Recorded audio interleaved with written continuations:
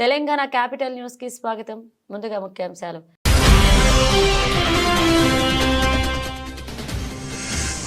Grey service society వారి ఆధ్వర్యంలో high స్కూల్లో విద్యార్థులకు రగ్గులు మరియు హైజీనిక్ కిట్లు ప్యాకెట్లు పంపిణీ చేశారు. వినపాక ఎమ్మెల్యే పాయం వెంకటేశ్వర్.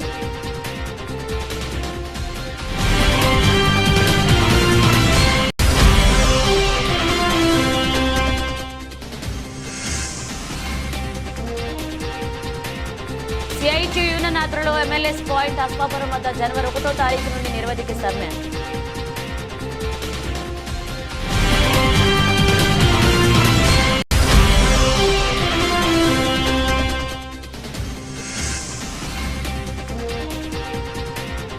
సజ్జల కుటుంబంపై భూకబ్జా ఆరోపణలు, విచారణకు పవన్ ఆదేశం.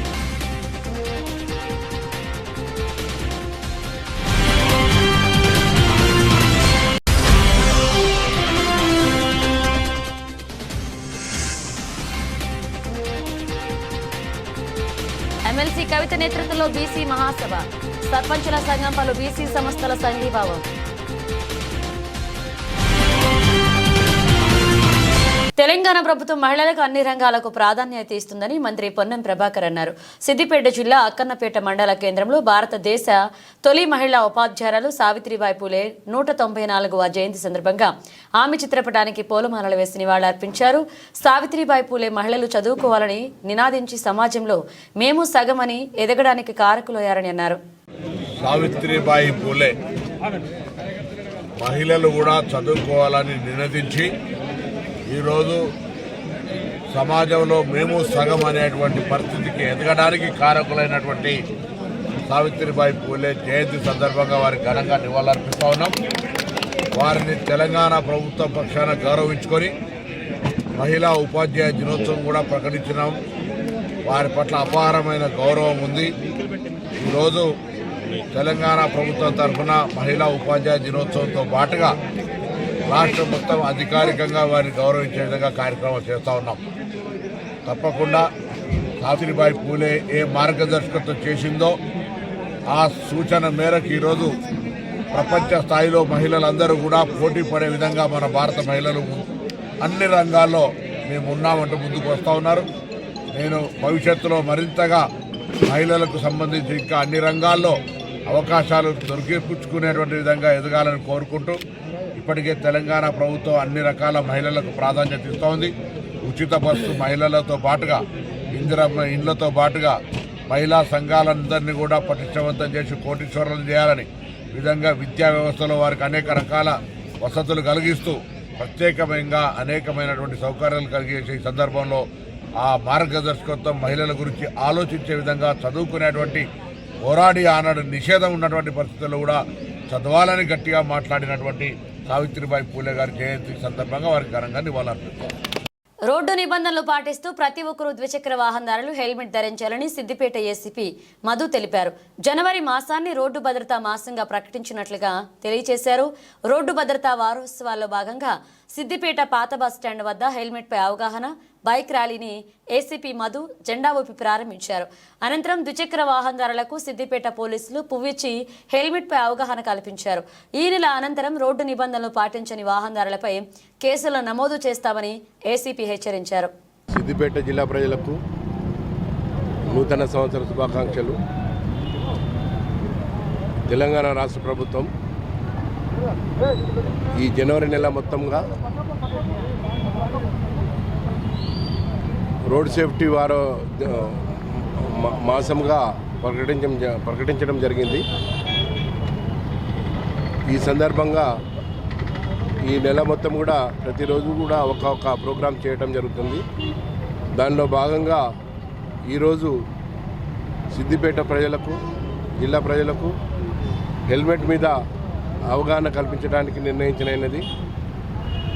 అదేవిధంగా రేపు సీట్ బెల్ట్ మీద అవగాహన కల్పించడం జరుగుతుంది. ఈ విధంగా రోజుకొక ప్రోగ్రాము చేయటం జరుగుతుంది. కాబట్టి ప్రజలందరూ కూడా దీన్ని గమనించి సేఫ్టీ మాసోత్సవాన్ని గమనించి అందరూ కూడా దాన్ని పాటించవలసిందిగా కోరుతున్నాం.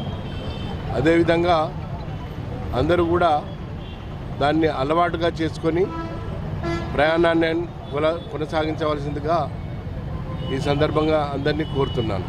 ఈరోజు ఏం చేయటం లేదు, తర్వాత మేము అవగాహన కల్పించిన తర్వాత కేసులు బుక్ చేయడం జరుగుతుంది.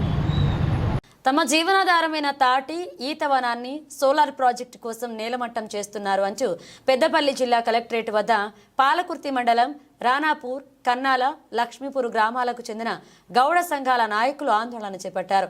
తరతరాలుగా కులవృత్తిని నమ్ముకుని జీవిస్తున్న తమకు జీవనాధారమైన తాటి ఈత చెట్లను రాత్రి వేళల్లో ఎన్టీపీసీ అధికారులు ఎలాంటి సమాచారం ఇవ్వకుండా నేలమట్టం చేస్తున్నారు అని ఆరోపించారు.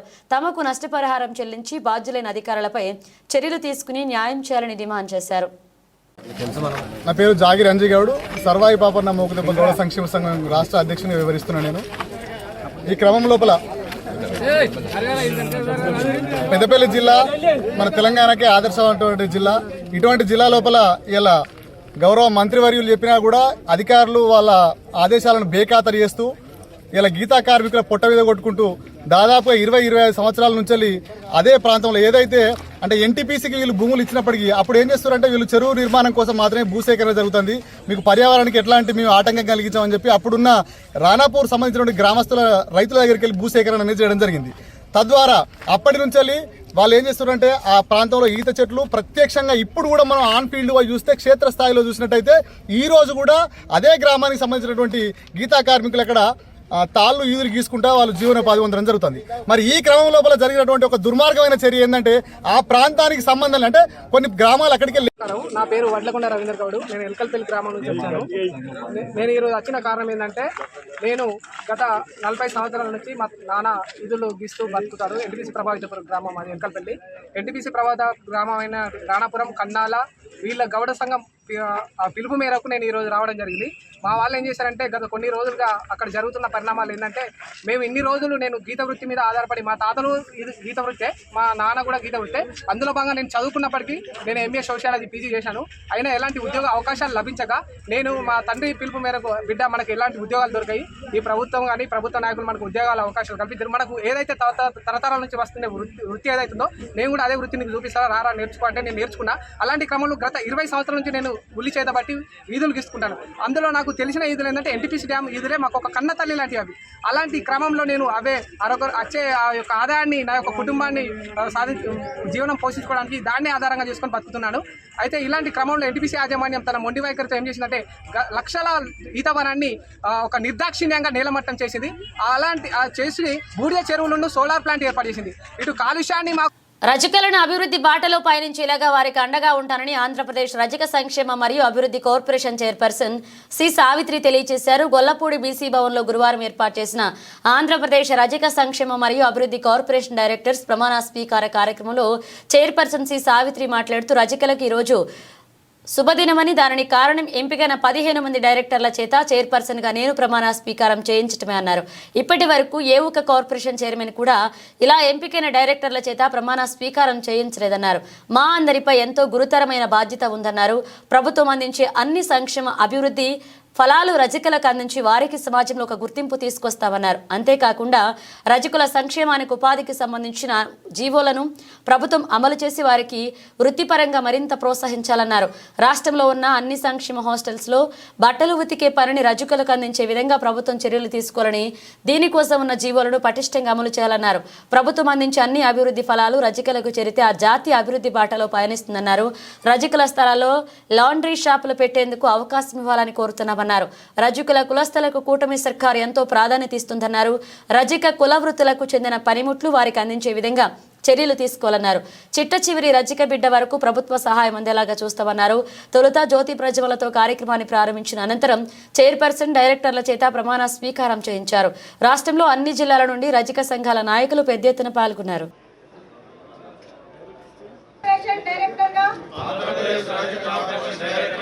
నిజమైన విశ్వాసం విధేయత చూపుతానని ఆంధ్రప్రదేశ్ రజక కార్పొరేషన్ సంక్షేమం మరియు అభివృద్ధి కార్పొరేషన్ విధి విధానాలను కర్తవ్యాలను శ్రద్ధతో అంతఃకరణ శుద్ధితో శుద్ధితో నిర్వహిస్తానని భయం కానీ పక్షపాతం కానీ రాగ ద్వేషాలు కానీ లేకుండా ఆంధ్రప్రదేశ్ రాష్ట్ర రజక అభివృద్ధి కార్పొరేషన్ యొక్క మార్గదర్శకాల ప్రకారం ప్రభుత్వం విధి విధానాలను అమలు చేస్తానని దైవ సాక్షిగా ప్రమాణం చేస్తున్నాను.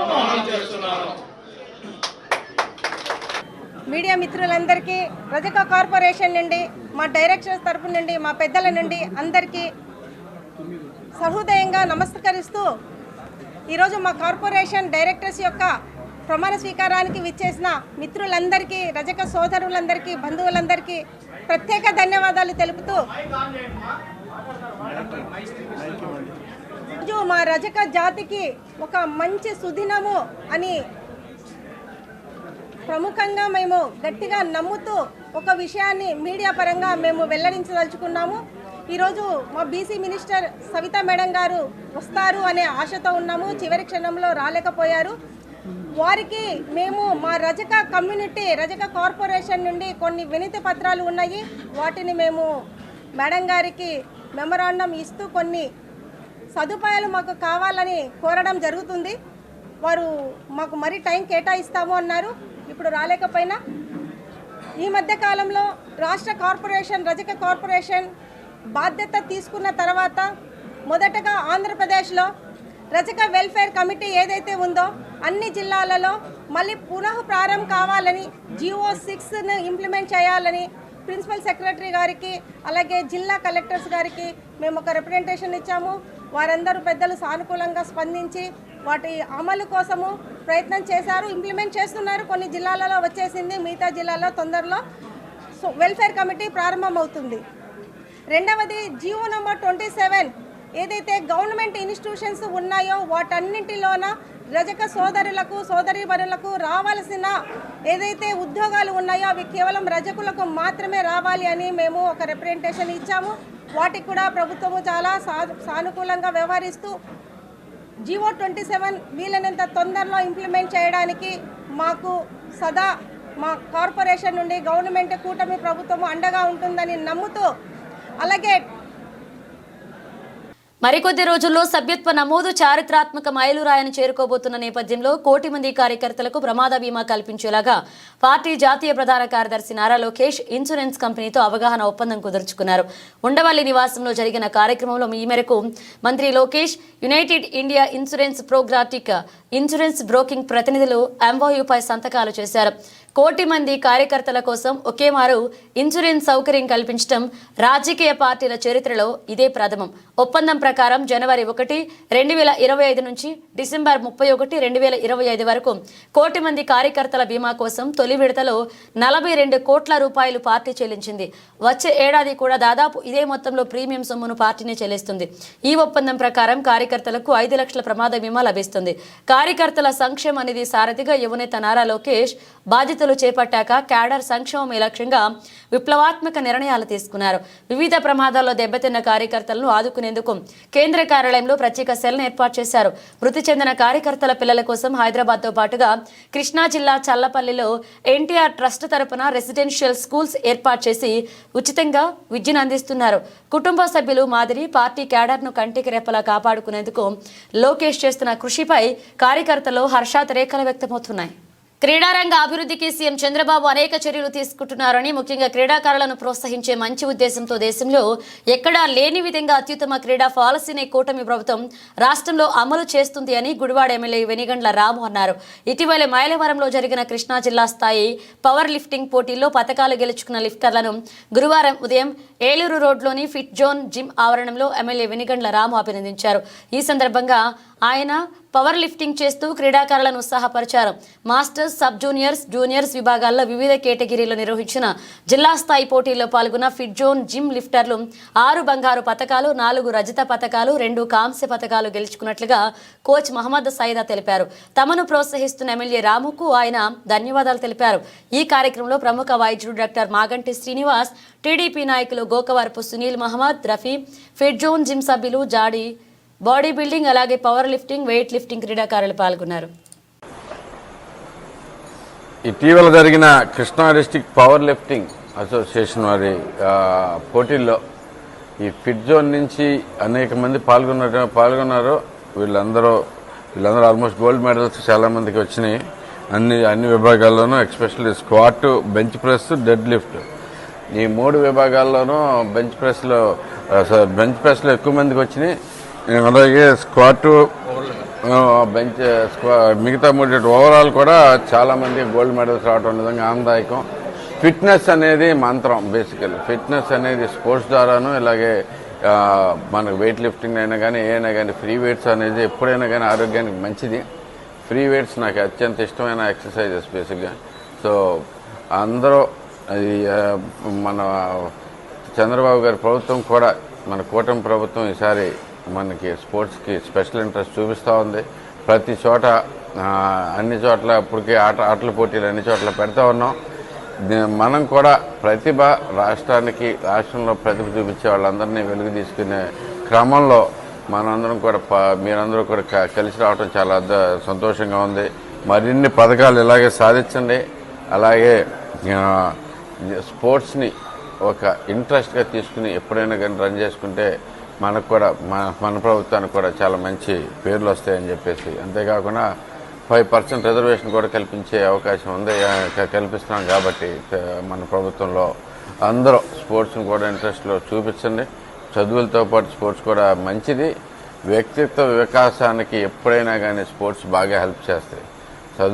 చదువుకుంటే ఎంత జ్ఞానం వస్తుందో మనకి సహజంగా మనిషిగా మనం ఎదగడానికి కూడా స్పోర్ట్స్ చాలా దోహదపడుతుందని చెప్పేసి అందరికీ సెలవు తీసుకుంటున్నాను. మరొకసారి ఫిట్ జోన్ వారందరికీ కంగ్రాచులేషన్స్ చెప్తాను. పవర్ లిఫ్టింగ్ కూడా జాబ్స్ ఉన్నాయి sir. Railway jobs power lifting చేస్తే రైల్వే జాబ్స్ పోర్టల్లో జాబ్స్ వస్తాయి.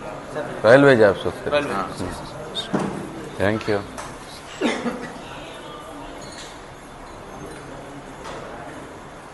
బోర్డర్ గవాస్కర్ ట్రోఫీ సిరీస్లో భాగంగా సిడ్నీ వేదికగా జరుగుతున్న 5వ టెస్టులో భారత బ్యాటర్ రిషబ్ పంత్ గాయపడ్డాడు.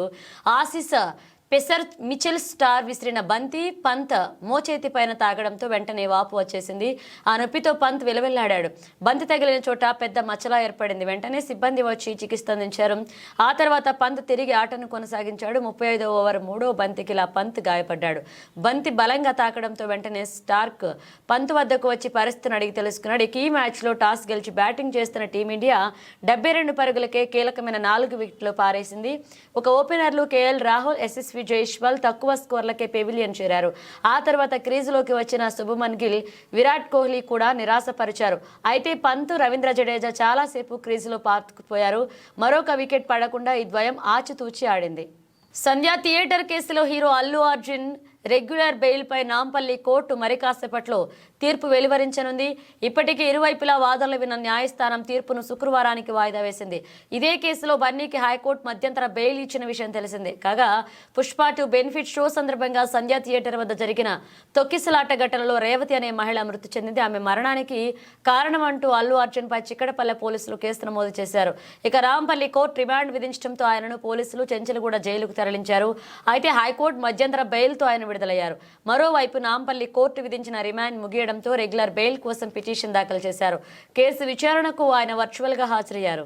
భారతీయ స్టాక్ మార్కెట్ల చరిత్రలోనే అతిపెద్ద పబ్లిక్ ఇష్యూ రాబోతుంది. ముఖేష్ అంబానీ సారథ్యంలోని దేశీయ టెలికాం రంగ దిగ్గజం రిలయన్స్ జియో ఏకంగా 35,040 కోట్ల ఐపోపీకి వస్తున్నట్లుగా తెలుస్తుంది. అధినేత అంబానీ ఈ ప్రక్రియకు గ్రీన్ సిగ్నల్ ఇచ్చినట్లుగా సమాచారం. దీంతో ఇప్పటిదాకా హ్యుందాయ్ పేరిట ఉన్న భారీ ఐపీఓ 27,870 కోట్ల రికార్డు త్వరలోనే కనుమరుగయ్యేటట్లుగా గత ఏడాది అక్టోబర్లో వచ్చిన హ్యుందాయ్ పబ్లిక్ ఇష్యూనే ప్రస్తుతం దేశంలో వచ్చిన ఇనీషియల్ పబ్లిక్ ఆఫర్లలో అతిపెద్దదిగా ఉంది. ఈ ఏడాది జూలై, డిసెంబర్లో జియో ఐపీఓ రావచ్చన్న అంచనాలు ఉన్నాయి. ఇక సంస్థ విలువ 10 లక్షల కోట్ల పైనే $120 బిలియన్ ఉంటుందని లెక్కిస్తున్నారు. అమ్మకాన్ని ప్రస్తుత షేర్లు, కొత్త షేర్లు 2 పెట్టవచ్చని సమాచారం. ప్రధాన ఇన్వెస్టర్ల కోసం ఇప్పటికే ప్రీ ఐపీఓ ప్లేస్మెంట్ కోసం చర్చలు కూడా మొదలయ్యాయి. కాగా నిరుడు జూలైలో గ్లోబల్ ఇన్వెస్ట్మెంట్ బ్యాంకింగ్ సంస్థ జెఫ్రీస్ ఈ ఏడాది $112 బిలియన్ విలువతో రిలయన్స్ జియో ఐపీఓ వస్తుందంటూ చెప్పిన సంగతి ఇదిలా ఉంటే గడిచిన 10 ఏళ్లలో తొలిసారి గత ఏడాది రిలయన్స్ ఇండస్ట్రీస్ లిమిటెడ్ షేర్లు మదుపరులకు నష్టాలను మిగిల్చాయి.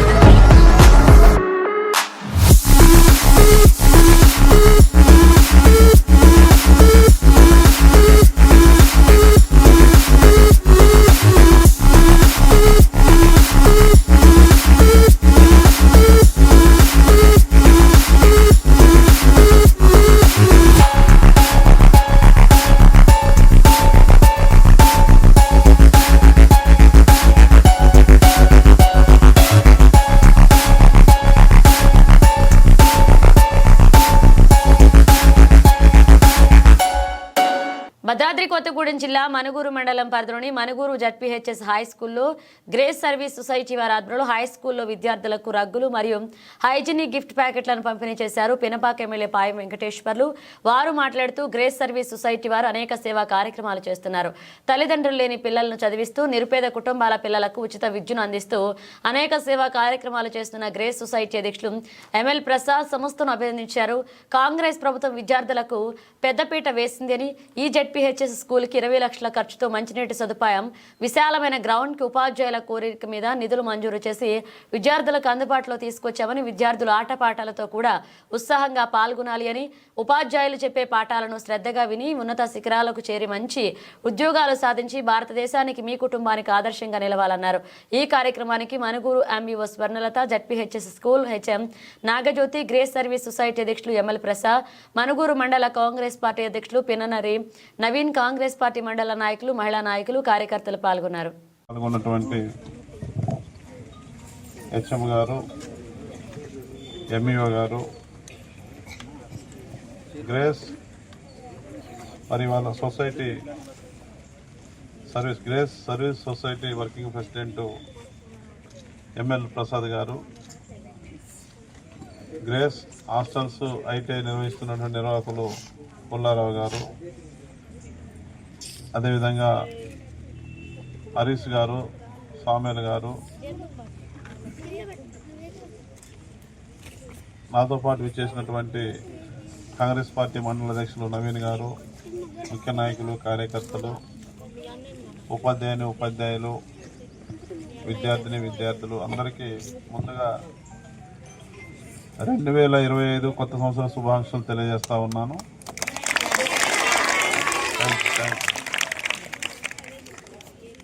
ఈరోజు జనవరి 2వ తారీఖు కొత్త సంవత్సరంలో నిన్నే అడుగుపెట్టాం. మనం వీడ్కోలు కూడా ఘనంగా పలికాం. మన ప్రాంతంలో, మన తెలంగాణ వ్యాప్తం కూడా 2023 ఎండింగ్ రోజున తెల్లవారులు సంబరాలు సరదాలతోని దేశం మొత్తం, ప్రపంచం మొత్తం కూడా కొత్త సంవత్సరానికి వెల్కమ్ చెప్పడం జరిగింది. 2024 సంవత్సరంలో మనం మంచి చెడు సుఖాలు సంతోషాలు అన్నీ కూడా అనుభవించి ఒక మెమొరీగా మనల్ని వదిలేసి వెళ్ళింది 2024 సంవత్సరం. అవన్నీ కూడా మనకు జీవితంలో మరచిపోలేనటువంటి జ్ఞాపకాలు. ఈ కొత్త సంవత్సరంలో కూడా మనందరికీ, ప్రజలందరికీ మంచి జరగాలని, సుఖ సంతోషాలు దేవుడు ప్రసాదించాలని. కామారెడ్డి బీసీ డిక్లరేషన్ అమలుతో పాటుగా స్థానిక సంస్థల ఎన్నికల్లో బీసీలకు 42% రిజర్వేషన్లు అమలు చేయాలన్న ప్రధాన డిమాండ్లతో ఎమ్మెల్సీ తెలంగాణ జాగృతి అధ్యక్షులు కల్వకుంట్ల కవిత రాష్ట్ర ప్రభుత్వంపై రణబేరి మోగించారు. ఈ విషయాల్లో గత కొన్నాళ్లుగా బీసీలో చైతన్యం తీసుకొస్తున్న ఆమె శుక్రవారం హైదరాబాద్లో పెద్ద ఎత్తున బీసీ మహాసభ నిర్వహణకు ముందుకొచ్చారు. ప్రముఖ సంఘ సంస్కర్త సావిత్రిబాయి పూలే జయంతిని పురస్కరించుకుని ఇందిరాపారు వద్ద ఈ బీసీ మహాసభ నిర్వహించనున్నారు. కవిత పిలుపు మేరకు ఇప్పటికే వివిధ బీసీ ప్రజా సంఘాలు, మహాసభకు సంఘీభావం ప్రకటించాయి. తాజాగా గురువారం మరొక 2 సంఘాలైన విద్యార్థి జేఏసీ, అంబేద్కర్ యువజన సంఘాలు తమ సంపూర్ణ మద్దతును ప్రకటించాయి. ఎమ్మెల్సీ కవిత తలపెట్టిన బీసీ మహాసభ కార్యక్రమానికి గురువారం సాయంత్రం వరకు పోలీసులు అనుమతి ఇవ్వకపోవడంపై సర్వత్రా ఉత్కంఠ నెలకొంది. ముందుగా నిర్ణయించిన కార్యక్రమానికి అనుమతి ఇవ్వకపోవడంపై బీసీ సంఘాల ప్రతినిధులు ఆందోళన నెలకొంది. దీంతో ప్రభుత్వ తీరుపై బీసీ సంఘాలు తీవ్రంగా మండిపడ్డాయి. భద్రాద్రి కొత్తగూడెం జిల్లా అస్వాపురం మండలంలో తెలంగాణ సివిల్ సప్లై జీసీసీ హమాలీ వర్కర్లు యూనియన్ సిఐటియు యూనియన్ ఆధ్వర్యంలో ఎంఎల్ఎస్ పాయింట్ అస్వాపురం వద్ద జనవరి 1వ తారీఖు నుండి నిరవధిక సమ్మె కొనసాగిస్తూ వాళ్ల న్యాయమైన డిమాండ్లు పరిష్కరించాలని డిమాండ్ చేశారు. 3/10/2024 జరిగిన వేతన ఒప్పందం ప్రకారం జీవో విడుదల చేయాలని, అలాగే సివిల్ సప్లై హమాలీల వలె జీసీసీ హమాలీలకు పీఎఫ్ సౌకర్యం కల్పించాలని, సివిల్ సప్లై జీసీసీ హమాలీలకు పని భద్రత కల్పించాలని, జీవో ప్రకారం జనవరి 2025 నుండి ఏరియర్స్తో సహా చెల్లించాలని, 60 సంవత్సరాల పైబడిన హమాలీలకు పింఛన్ సౌకర్యం కల్పించాలని తదితర డిమాండ్లను పరిష్కరించాలని డిమాండ్ చేశారు. ఈ కార్యక్రమంలో హమాలీలు ఐలయ్య, లింగయ్య, ఉప్పలయ్య, శ్రీను, లింగారెడ్డి పాల్గొన్నారు. వైసీపీ కీలక నేత సజ్జల రామకృష్ణారెడ్డి కుటుంబంపై భూ కబ్జా ఆరోపణలు వచ్చాయి. కడప శివార్లో 52 ఎకరాల చుక్కల భూములు, అటవీ భూములు, ప్రభుత్వ భూములను సజ్జల కుటుంబీకులు ఆక్రమించుకున్నారు అంటూ వచ్చిన ఆరోపణలు రాజకీయంగా కలకలం రేపుతున్నాయి. ఈ కబ్జా వ్యవహారంపై ఏపీ ప్రభుత్వం సీరియస్ అయింది. భూ కబ్జా వ్యవహారంపై విచారణ జరపాలి అంటూ డిప్యూటీ సీఎం పవన్ కళ్యాణ్ ఆదేశాలు జారీ చేశారు. సజ్జల కుటుంబం కబ్జాలపై పూర్తి నివేదిక ఇవ్వాలని అటవీ రెవెన్యూ శాఖ అధికారులను ఆదేశించారు. పేదల ప్రభుత్వ భూముల జోలికి ఎవరు వచ్చినా సహించేది లేదు అని ఆయన హెచ్చరించారు. డిప్యూటీ సీఎం ఆదేశాలతో అధికారులు విచారణకు నిమిత్తం రంగంలోకి దిగారు. ఫారెస్ట్, రెవెన్యూ అధికారుల భూములను సర్వే చేస్తున్నారు. మరొక వైపు ఈ భూముల్లోనే సజ్జల గెస్ట్ హౌస్ కట్టుకున్నట్లుగా తెలుస్తోంది.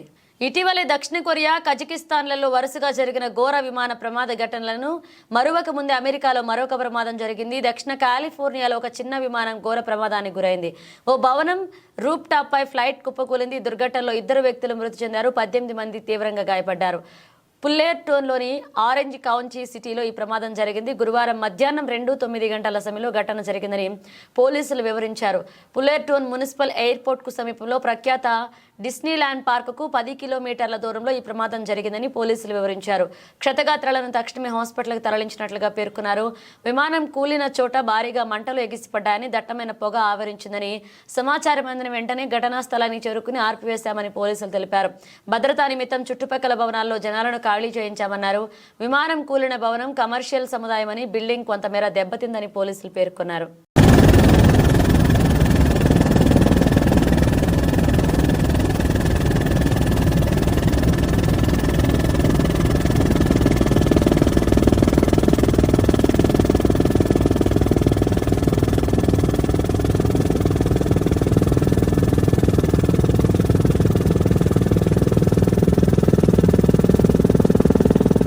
బులెటిన్ ముగించే ముందు హెడ్లైన్స్ మరోసారి.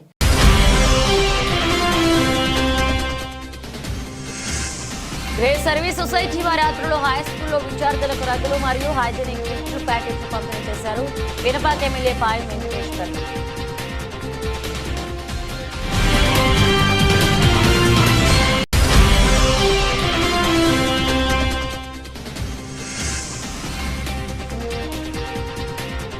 సిఐటియు యూనియన్ ఆధ్వర్యంలో ఎంఎల్ఎస్ పాయింట్ అస్వాపురం వద్ద జనవరి 1వ తారీఖు నుండి నిరవధిక సమ్మె.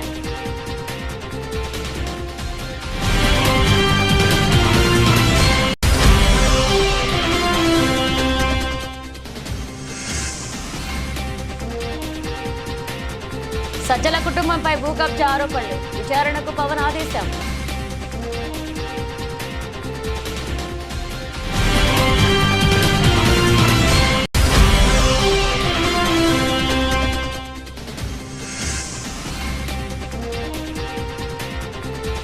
ఎమ్మెల్సీ కవిత నేతృత్వంలో బీసీ మహాసభ, సర్పంచుల సంఘం, పలు బీసీ సంస్థల సంఘీభావం.